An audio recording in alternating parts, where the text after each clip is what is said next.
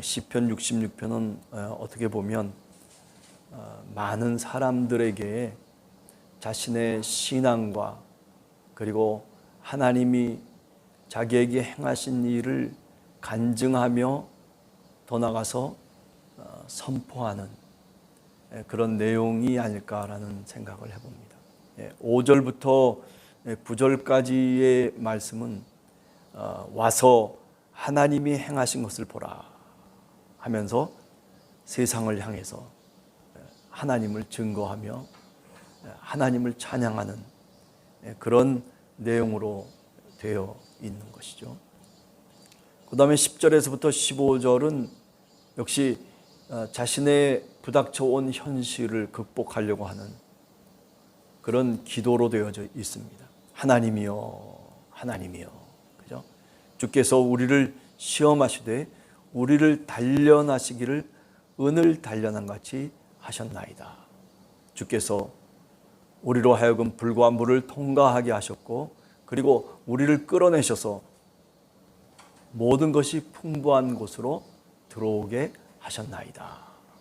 하나님을 향해서 번제물을 가지고 주의 집에 들어가서 나의 소원을 주님께 갚겠습니다 라고 하는 그런 기도를 하고 있습니다. 16절에서 20절은 역시 또 하나님을 두려워하는 너희들아 다 와서 들어보아라.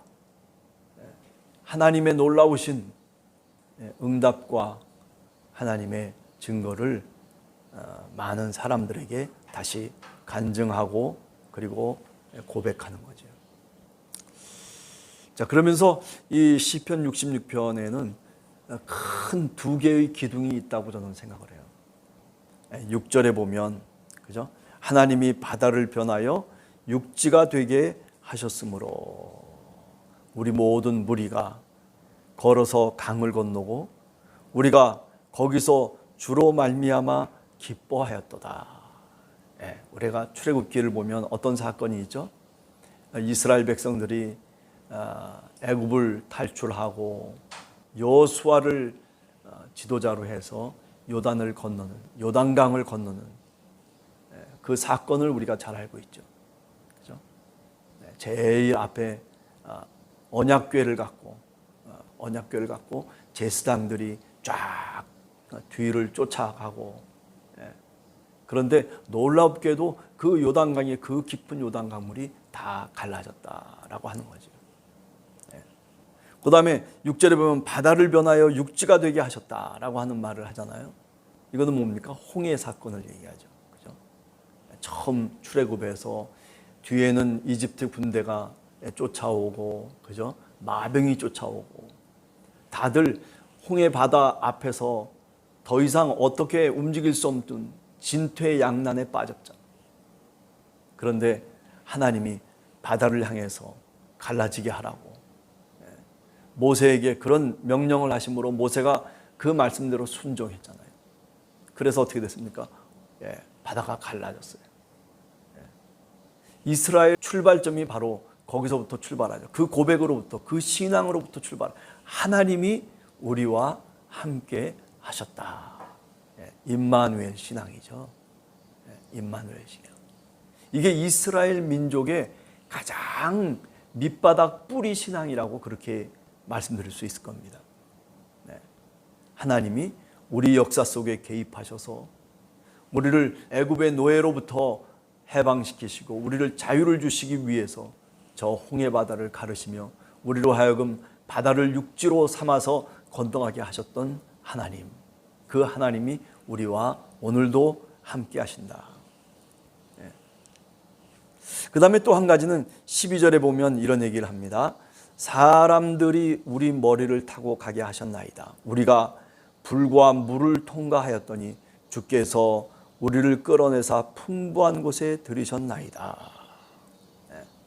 불과 물을 통과하였다. 뭘 얘기하는 걸까요? 우리가 출애굽기를 보면 그죠? 불기둥, 구름기둥으로 하나님이 인도하시잖아요. 그런가 하면 바위를 쳐서 물이 솟아날 수 있게끔 하시잖아요.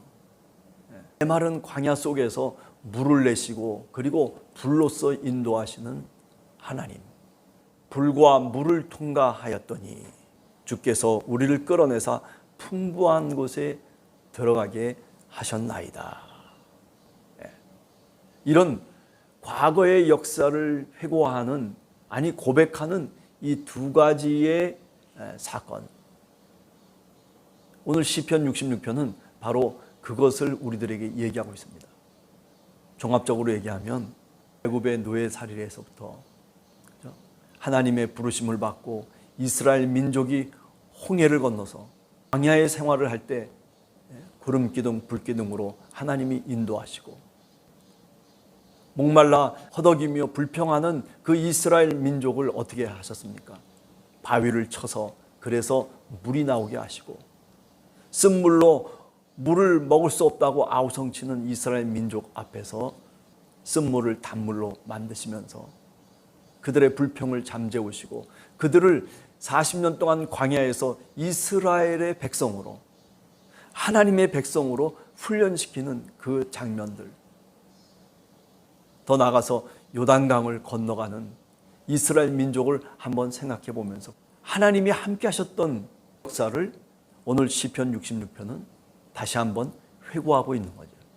그러면서 어떡합니까? 그걸 왜 회고하는 겁니까? 왜 과거를 돌이키면서 기억을 더듬는 겁니까? 그것은 오늘 우리의 현실을 다시 그 기억을 통해서 오늘 임마누엘 하시는 하나님을 고백하기 위한 거죠. 내 어려운 상황과 현실을 다시 극복할 수 있는 길이 바로 과거 속에 역사하셨던 하나님이 동일하게 오늘도 역사한다라고 하는 그런 믿음을 가졌기 때문이죠. 그러므로 사람들을 향해서 얘기합니다. 하나님이 행하신 일을 보라. 하나님을 두려워하는 너희들아 다 와서 내 말을 들으라 이야기를 하죠. 하나님이 실로 내 기도를 들으시고, 하나님이 실로 우리의 현실을 바라보시고, 하나님이 내 기도 소리에 귀를 기울이셨도다. 19절에 나오는 얘기죠. 그렇기 때문에 20절에 보면 마지막으로 하나님을 찬송하리로다. 그가 내 기도를 물리치지 아니하시고 그의 인자하심을 내게서 거두시 아니하셨도다. 그렇죠?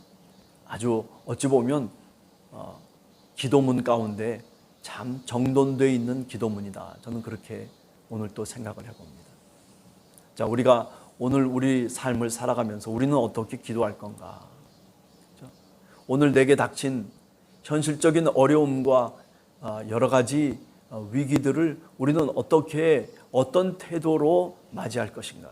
오늘 시편 66편에 이 내용 속에 그 답이 있다라고 생각해요. 우선 첫 번째는 뭡니까? 임마누엘 하신 하나님. 우리 주님께서도 제자들에게 승천하시기 전에 그런 말씀을 하셨잖아요. 내가 세상 끝날까지 항상 너희와 함께 있겠다라고 하는 임마누엘 신앙. 이것은 그저 단순하게 예수님을 따랐던 제자들에게만 주어졌던 것이 아니라 이미 수천 년 전에 출애굽하는 그 이스라엘 민족 가운데, 그 고백 가운데 임마누엘을 이야기하고 있다는 사실을 우리가 다시 생각해 보죠. 우리가 하루를 살아가면서 그렇습니다. 우리가 믿는 주님, 임마누엘 하시는 주님이라고 분명히 고백합니다. 나와 함께 하시는 주님.